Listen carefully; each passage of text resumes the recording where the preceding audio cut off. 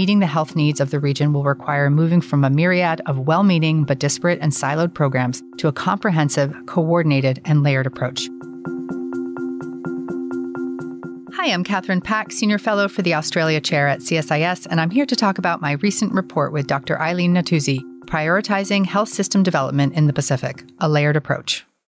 My co-author, Dr. Eileen Natuzzi, and I decided to write this report for two main reasons. Number one, despite a large amount of health work being done in the Pacific Islands by a wide range of partners, significant shortfalls in health services remain. Some of this is due to the need for more resources, but there is also a need for a shift in mindset, from a delivery of external services to bolstering host nation health systems, and from disparate, siloed efforts to a more coordinated and layered approach. Secondly, we wrote this report because there is an imperative for the U.S. to be more focused on health system development in the Pacific. Health is an issue that cross-cuts economic, political, and security dimensions, and finding a way to effectively deliver on health should be a key component to U.S. strategy in the region. So in order to reframe the way we are thinking about health system development in the Pacific, we present several key components for what a truly effective, multinational, layered approach to health development might look like.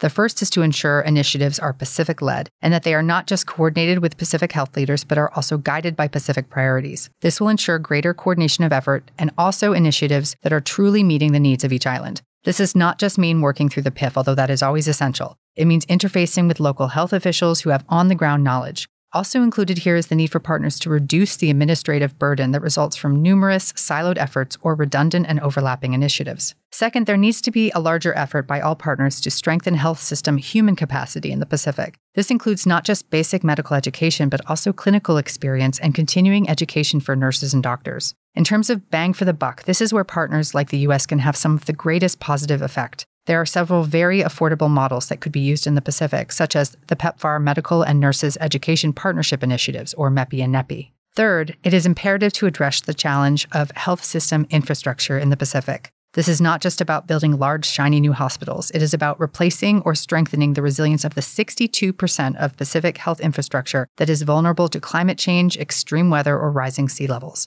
It is about refitting existing community clinics to meet the needs of smaller island populations. It is also about building out telecommunication networks in a way that support telehealth options for far-flung populations.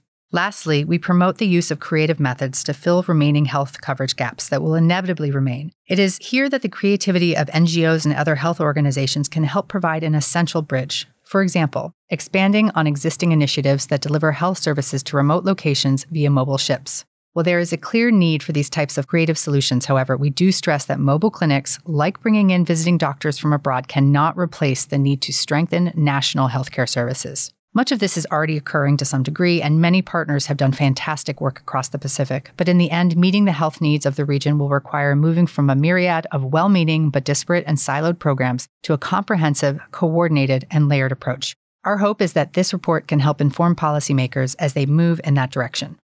To read the full report, Prioritizing Health System Development in the Pacific, a Layered Approach, please visit csis.org.